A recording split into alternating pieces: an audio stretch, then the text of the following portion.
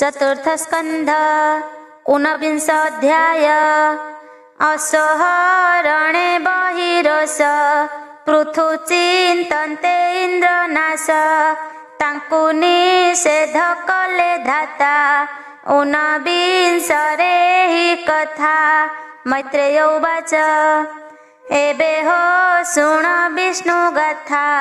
कहिबा पृथु यज्ञ कथा। मिली सकल मुनि जने संतोषे पृथु सन्निधाने। यज्ञ करण उद जोगे सर्वसंभार आणी बेगे। सुप्राची सरस्वती तीर्थे आरंभ कले ब्रह्मा वर्ते। यज्ञ संभार इंद्र देखी न सही मने हेला दुखी। से जगे यज्ञपति हरि प्रत्यक्षे हेले दया करी।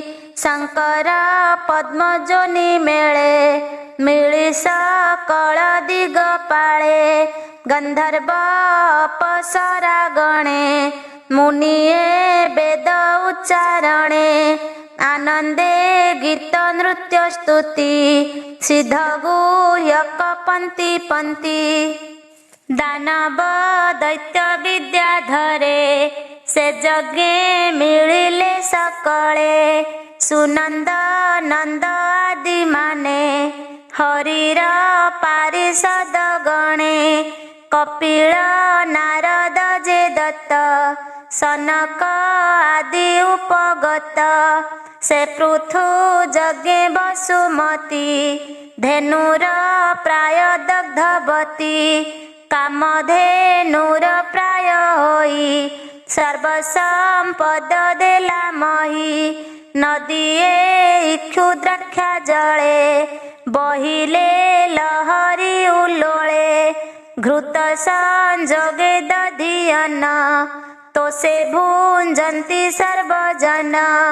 सकल वृक्षे मधुपन्ति जिमुत प्राय बरसन्ति। समुद्रे नाना रत्ने पुरी गर्जन्ति उल्लोल लहरी। पर्वते चतुर्विध अन्न देईरंजिले पृथु मन। लोकपालके लोक तुले सर्वसंभार संपादिले। पृथुर यज्ञारंभ चाहि बासव मने विचारई। ए पृथु सतक्रतु कले लभिब इंद्र पद भले। मोर संपद जीवनाश एमंत चिंती छाड़े श्वास। यज्ञर उन्नसत अन्ते आत्मार हित चिंती चिते। यज्ञ पशुकु हरि नेला निज भुवने विजे कला। आकाश मार्गे इंद्र गला पाषंड धर्म आचरिला।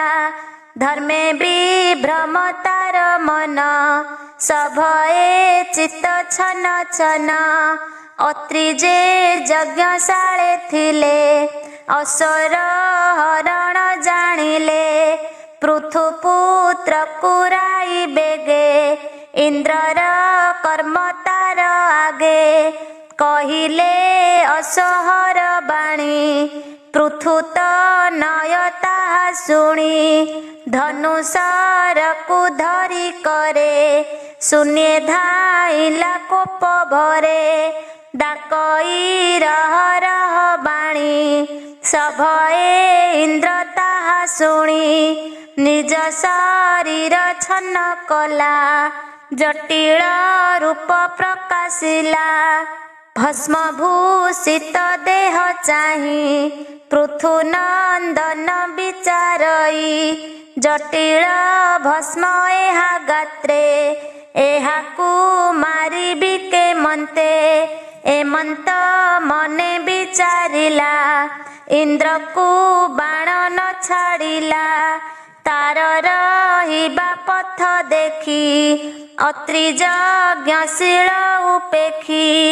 ଅତ୍ରି ଯଜ୍ଞଶାଳ ଉପେକ୍ଷୀ ବୋଲ ଇନ୍ଦ୍ର ବେଗେ ମାର ସ୍ୱଭାବେ ଯଜ୍ଞ ସୋଚର ଡାକନ୍ତି ମାର ମାର ବେଗେ ତା ଶୁଣି ଇନ୍ଦ୍ର ଶୂନ୍ୟ ମାର୍ଗେ ଭୟେ ଚାହଇ ଦଶ ଦିଶେ ସ୍ୱଭାବେ କେହି ନାହିଁ ପାଶେ ଏମନ୍ତ ଅତ୍ରିର ବଚନ ଶୁଣନ୍ତେ ପୃଥୁର ନନ୍ଦନ ଧାଇଲା ଶୂନ୍ୟ କୋପ କରି ହସ୍ତିକୁ ଯେସନେ କେଶରୀ ବାସବ ଦେଖି ତ୍ରାସ ମନ ଅସକୁ ଛାଡ଼ି ଅନ୍ତର୍ଧ୍ୟାନ ରହିଲା ଶୂନ୍ୟ ମାର୍ଗେ ଯାଇ ପୃଥୁ ନନ୍ଦନ ବିଚାରଇ ଅସକୁ ଘେନି ମହାରୋଷେ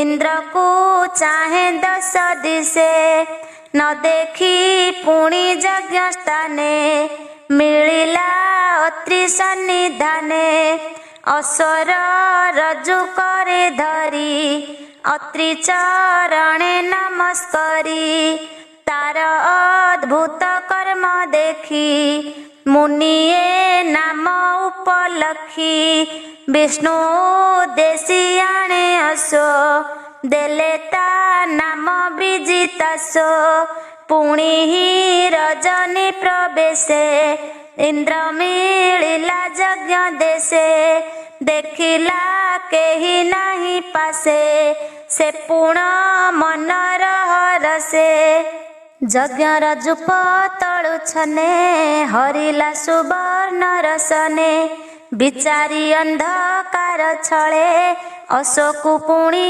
ନେଲା ବଳେ ଅତ୍ରି ଦେଖନ୍ତେ ଶୂନ୍ୟ ମାର୍ଗେ ତ୍ରାସେ ପଳାଏ ଇନ୍ଦ୍ର ବେଗେ ବିଜିତାସର ମୁଖ ଚାହିଁ ବୋଲ ଅସୋ ଆଣ ଯାଇ ତା ଶୁଣି ହସ୍ତେ ଧନୁ ଧରି ଧାଇଁଲା ଘୋର ନାଦ କରି ଡାକଇ ରହ ରହ ବାଣୀ ତାର ବଚନ ଇନ୍ଦ୍ର ଶୁଣି ପଥେ ଅସକୁ ଛାଡ଼ି ଛନେ ତକ୍ଷଣେ ଗଲା ଅନ୍ତର୍ଧ୍ୟାନେ ସେ ପୁଣି ଅସୋ ଧରି କରେ ମିଳିଲା ପିତା ଯଜ୍ଞ ଘରେ ଅସୋ ଚୋରାନ୍ତେ ଇନ୍ଦ୍ର ପଥେ ଛଳେ ଧଇଲା ରୂପ ଯେତେ ପାଷଣ୍ଡ ଜନ ସେହି ମତେ ରୂପ ପ୍ରକାଶନ୍ତି ଜଗତେ ପୃଥୁର ଯଜ୍ଞ ବିନାଶନେ ଇନ୍ଦ୍ରର ଯେତେ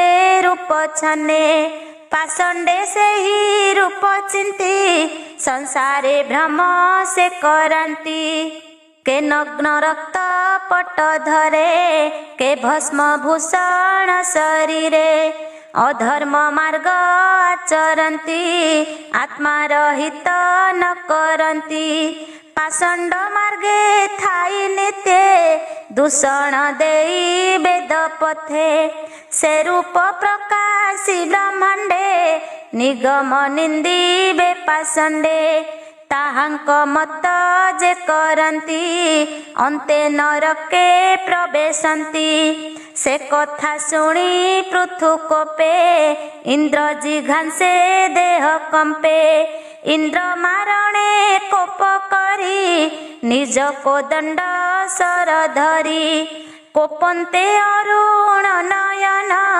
ପ୍ରଚଣ୍ଡ ବିରାଜେ ବଦନ ପୃଥୁ ଗମନ ଦେଖି ରଣେ ବେଗେ ମିଳିଲେ ବିପ୍ରଗଣେ ଇନ୍ଦ୍ର ବିଷଏ କୋପ ବହି ବୋଲନ୍ତି ପୃଥୁ ମୁଖ ଚାହିଁ ଭୋ ପୃଥୁ ଶୁଣ ଧର୍ମ କଥା ଆଗମ ନିଗମ ବ୍ୟବସ୍ଥା ପଶୁର ବିନା ନବଧ ଯଜ୍ଞରେ ଅଟଇ ନିଷେଧ तो यज्ञ कीर्ति नासे इंद्र आंभे नासिबू ता नरेंद्र मंत्र आह्वान बळे करी अग्नि रे आहुति को धरी नासिबू तोहर हित तोर मारिबा नहे जुक्त एमंत पृथु आगे कही रत्विजे अति कोप बही श्रुवକୁ सर्वे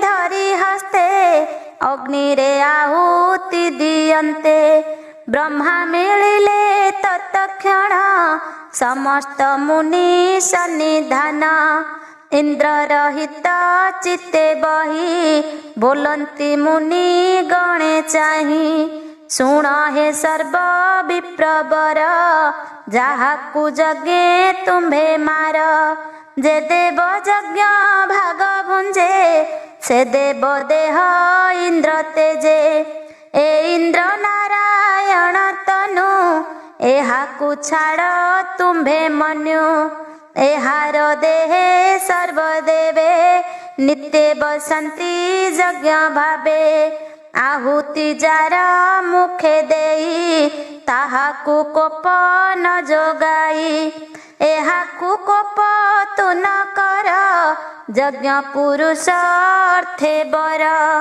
ए धर्म परम कारण अशेष सृष्टि उदाहरण ए यज्ञ द्रोह कर्म कला पाषंड पथ विस्तारिला पाषंड उद्धरिबा अर्थे तो अवतार ए जगते तु से सकल गुणमणि अपूर्व नहे किछि पुणी बेणर देहे जेते दोष तो जन्म कला ताहा नाश तु एबे मोर बोल कर पाषंड प्राणी की उद्धर मैत्रेय उवाच हेमंत ब्रह्मार वचने इंद्र को कोप छाड़ी मने यज्ञर बभृत स्नाने दक्षिणा देई विप्रजने यज्ञे तोषिले सर्वजने अन्न बसन धेनुदाने से विप्रजन होई तोष पृथुकु करन्ति आशीष ब्रह्मा वचने सर्वदेवे तोष होइले यज्ञ भागे हेमंत कही पद्मजनी संगे सकल विप्रघेनी तक्षणे गले निज स्थाने शुण विदुर तोष मने कहई दास जगन्नाथ भाषा प्रबंधे भागवत चतुर्थ स्कंधे पृथुवाणी शुणी संसारूतर प्राणी इति श्रीमद्भागवते महापुराणे पारमहंस्यां संहितायां चतुर्थ स्कंधे पृथुचरिते अश्वमेधे 19 अध्याय।